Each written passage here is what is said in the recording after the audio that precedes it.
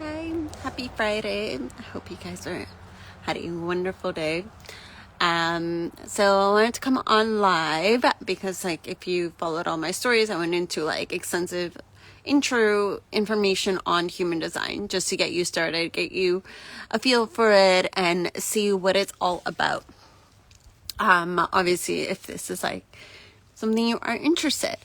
I do love human science, something I'm passionate to talk about all the time. So I'm going to actually do mini videos for the next few days on all the authorities. And so it's going to be a very much a quick, here's what you need to know about, I'm going to bunch up the authorities. And so then that way it could be quick, easy, you know what I'm talking about. And that's it. So today I'm going to talk about the sacral authority and the emotional authority. So sacral authority, you will find that mostly in manifesting generators or generators. They are the only two types that have this authority. The other three types do not have this authority.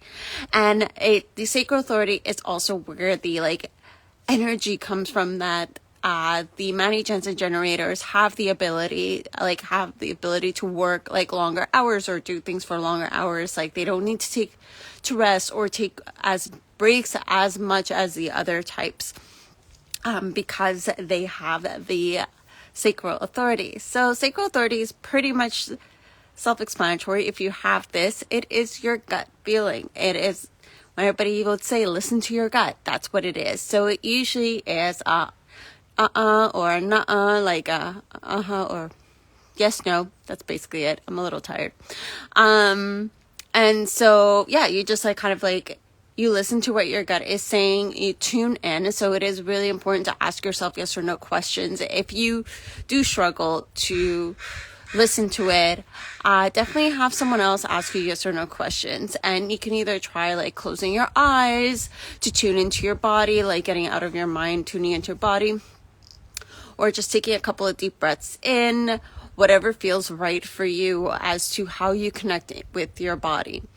Another way to practice it is I think this one was a little tip my sister gave me once, which was, go to the grocery store and let's say you're looking for something, I don't know, an item that you don't actually know where it is.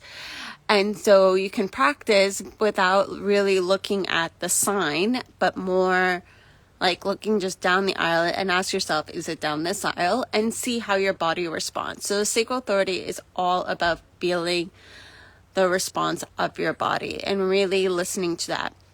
Human design really makes a point to make decisions only by your authority, so not your mind. And as a society, this can be a little bit challenging to decondition because we've been taught that, hey, you need to make the logical decision. What's the logical move? But sometimes it your intuition or your authority can be logical at times, but then other times it's not logical. And then that will take you to a path you least expected.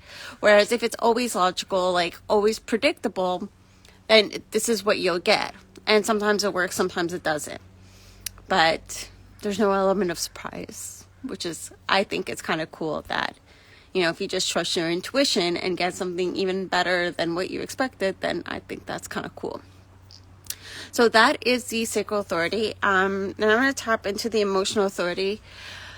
And so the emotional authority, what that means is that if you have a defined solar plexus, so half the population has it defined, half the population has it undefined or open. If it's undefined or open, that means that you feel other people's emotions. So this is where empaths come in. But if you have it defined, the emotions you feel are yours only. And you can go through waves. So there's different waves depending on what channel is connected outside of the solar plexus, which is another level deeper. But basically you go through waves, highs and lows. The lows can feel really low at times. They can feel almost close to a depression, but not necessarily. They are just your lows. And then the highs can feel amazing. And so because you go through the waves of emotion, you are meant to make decisions from a place of neutrality. So after you've ridden the wave, and there is no set time frame, it is all about you and the type of decision you're making, your environment, your surrounding. There's like many elements that come into play with it. And so sometimes riding an emotional wave can be just like sleep on it, like minimum sleep on it overnight. And then other times riding an emotional wave can be 2 weeks, can be a month. And so this is really important for those who do have an emotional wave to communicate that with others. I think that is something very important, because then the other person understands that you need to like just take your time to ride that wave. We do live in a very fast-paced society, and a society like, where we're glued to the phones and things are instant and we want the answer right away. We want everything in the now. And so being patient with yourself to ride your wave and make the decision when it feels right for you. And you'll know from a neutral point whether it's like a yes or no of what you decide.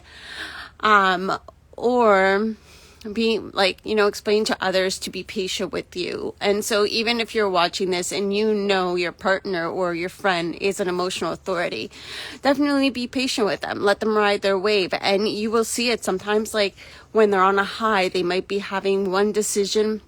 And then other times when they're on a low, they might have a completely other decision. And just take it with a grain of salt. Let them ride through the wave. Let them process what they are meant to process. Even if processing like on their highs and lows, they speak it out loud, just allow that and hold that space for them.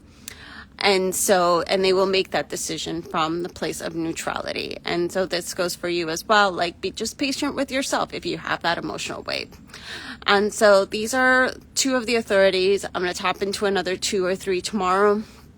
And so if you like this video, please like, share, comment, and that is it for today. So thank you for watching, and I'll speak to you guys tomorrow. Bye.